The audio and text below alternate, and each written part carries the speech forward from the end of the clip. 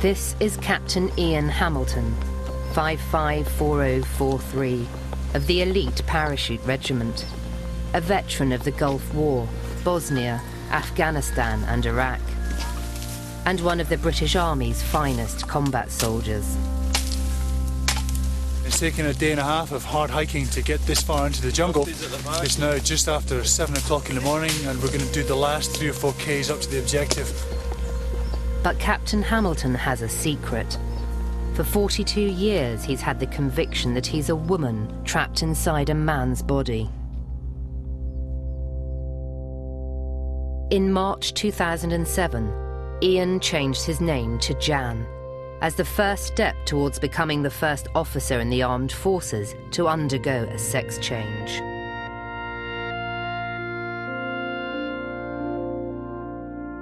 I started filming Jan as she set out on the journey to change her body into that of a woman.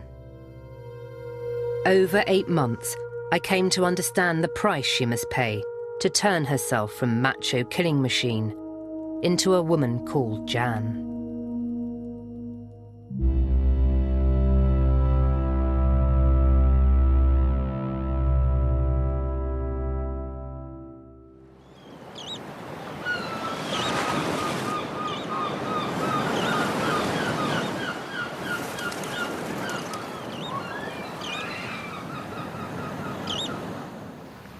I've got these voice exercises that I do. I'd see if why do I speak like I'll get like as a guy?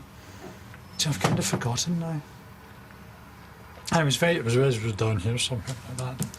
So in the mornings I have to do these things that will raise my voice, and I stand and I kind of go mountain, morag, mogul, money, and what that does is it forces my voice to go higher.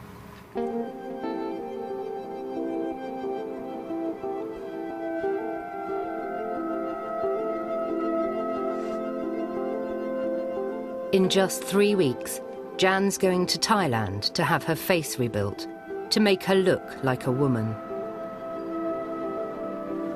It's the first stage of a process that will lead in 6 months' time to genital surgery. Until then, she goes through a physical struggle every day to turn herself from Ian into Jan.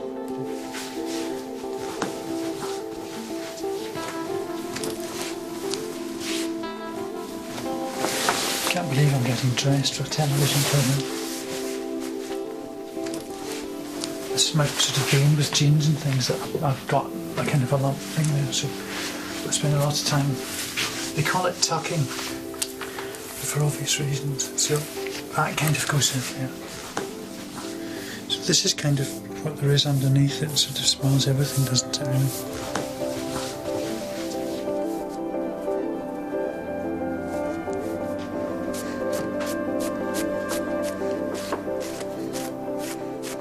You do this mental process in the morning where I still wake up and I still go, God, I'm still Ian, you know, and because my body's not right. And then the further I get down this, by the time I get to this stage, I can look at myself and go, I'm back now.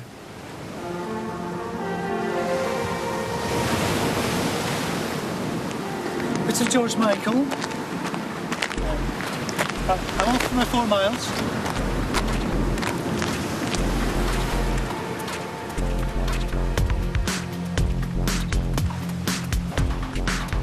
When Jan was a para, she was 16 stone with 14-inch biceps.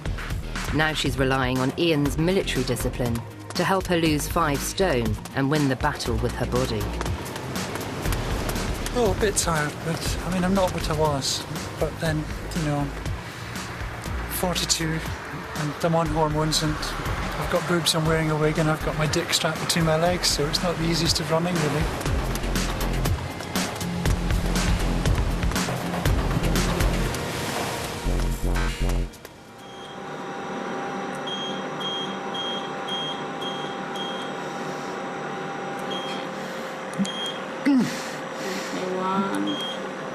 Keep going.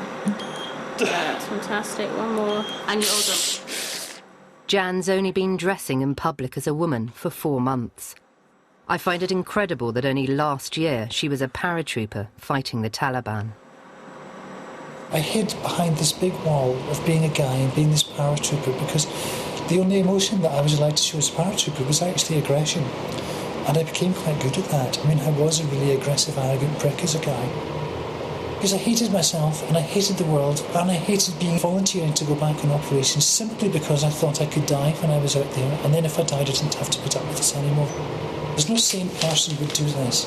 I would rather walk out of Basra Palace with an unloaded rifle into the middle of a crowd of the Mahdi army than put myself through this. You have to have some inner mechanism that you don't understand that wants to make you do this. Because it is just so overpowering, this whole sense that I'm the wrong person, the wrong body. Doing this is so important to me. I've been happy. I've got myself upset again now.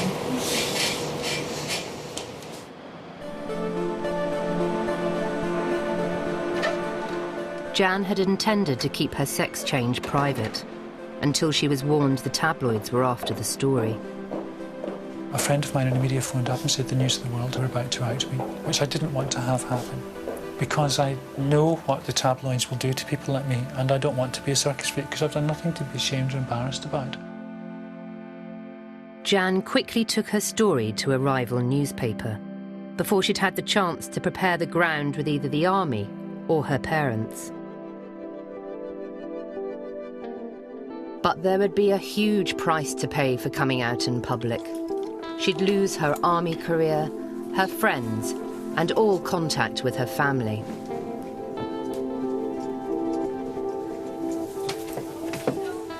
That looks nice on you. Well, thank you. It does. Thank you, you're very kind. What is it like? It's like a kind of sort of ruched velvet, isn't it? Oh, it's nice, that is, isn't it? Oh, lovely. Thank you. Are you buying it? I don't know. What do you think? Should I buy it or not? Would you buy it? Well, I think you'd love it. Why not? Oh, go on, you could be a Scarlet Lady on a Saturday night. I'm sure your husband would love it. Hello. It's lovely talking to you. Bye-bye. Scared the poor woman off?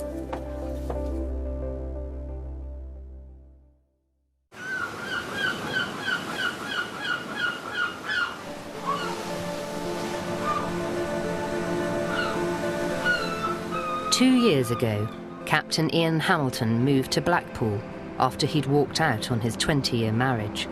He now lives with a new girlfriend, Rachel. Actually, it's complete role reversal in this relationship now, isn't it, really? It is, yes. Well, because anything to do with anything technical, I end up doing. Flower arranging, you end up doing.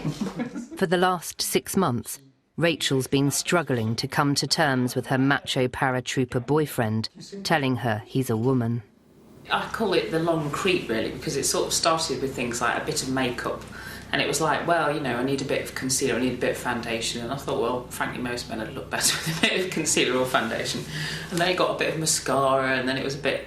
I suppose where the problem for me started was that one day you bought some women's high heel boots and wanted to wear them with jeans kind of thing. And I just kind of freaked, didn't I?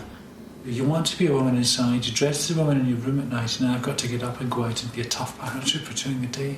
It's an impossible thing to try and manage, and I couldn't talk about the gender thing to anybody. I couldn't even talk about it to Rachel. She had some idea, but she didn't know how deep it was. I could kind of see what was coming, but I just wanted to sort of go, la la la la la, it'll all be all right, somehow it'll all work out. And then when you kind of said, you know, I am a woman and I want to probably be a woman, I just felt like someone had just punched me in the stomach. I just felt utterly devastated. I just thought, well, I can't be with you anymore in a relationship. That's it. That's dead. That's gone.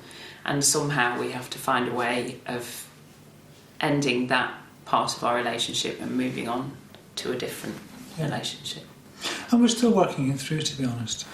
You know, I mean, Rachel dates other guys, and it's very hard when Rachel brings somebody back, because I have to give her the freedom to move on in her life. But at the same time, I love Rachel very much. My dearest wish would be, well, if Rachel was lesbian, then it would be really wonderful. I know that sounds a trite statement, but it would be. And every guy I go out with now, it's just like, you know, some of them are quite sweet, but they're all just a bit I just sort of sit there and I think, you're not Ian. And it's really hard because... We have ups and downs, we really do. It's not easy with us.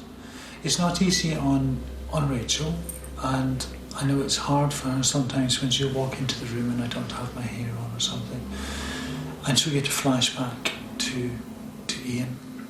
And I just have to pretend that Ian died. That was my way of dealing with it. I just have to go, Ian died. I wanted to know more about Ian's life as a soldier, so Jan showed me some footage of his time in the world's most dangerous war zones.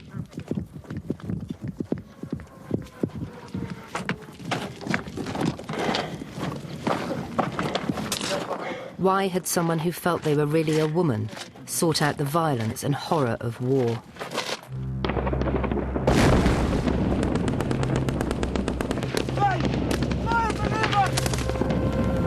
going into the army was my final stab at saying, no, I'm going to be a guy because that's what everybody wants me to be. And I thought, right, if I'm going to prove that I'm the toughest of the tough, I have to become a paratrooper. The job of the parachute regiment is to drop behind enemy lines and to hold an objective until relieved. The job is about killing people, let's make no bones about it. We want to go to war and we want to practice our skills, and we are Britain's cutting edge. There are no finer soldiers in the world. I used to be a bit of a kind of lean, mean killing machine. I'm not anymore, actually. I'm quite a sort of gentle person now. I don't lose my temper or any of that. I get quite upset around violence and so on. And aggression. You still kill somebody? No, actually. Unless it was kind of me or them, do you know what I mean? And even then, I'm not sure, to be quite honest with you. No, all of that's gone. Jan's left the killing fields of war behind, but she still keeps mementos of Ian, the decorated officer. Well, this was when I got a medal from Prince Edward. It's a few years ago now, but I have changed. I would just come back from another tour of Afghanistan. But the night we got these things, he's giving me a box. We were supposed to get the medal, but the army had run out of medals. And we were told we weren't going to get presented with a medal, we were going to get presented with an empty box. But we weren't to let on because Prince Edward had agreed to come. And we just had to gratefully kind of shake his hand, get our empty box, and then give the empty box back at the end because there was a shortage of empty boxes as well. And I still haven't got that medal, actually. That's what, I'm 3 and a bit years on, I'm still waiting for it. So. And this beautiful red jacket was what they call in the army mess dress, and that's what you would wear as an officer for evening wear. 6 months ago, that was me, and now, well, this is kind of it now, so. And this is how much my arms have shrunk. This was tight on my arms, and I can grab about 4 or 5 inches of material on there. Yeah, this is my beret. This is the one that I kind of wore in Iraq, so I don't think it really works anymore for me. Too much hair now. You know, you spend a lot of time in the army doing this sort of thing, smoothing your beret down. This was the ultimate for me, was to have the right to wear this cap badge and this coloured beret. Jan told me of the moment her life as a paratrooper came to an end. The moment she knew Ian had to become a woman. I got blown up in my last tour in Afghanistan, and it was then I realised, no, this just isn't a way to carry on living. I mean, I'm 42 now, so I've got, what, 20 years left? I've got a third of my life left, really. I don't want to be unhappy for the rest of it. And it was then I decided, no, I'm going to become Jan, and I'm going to leave Ian behind.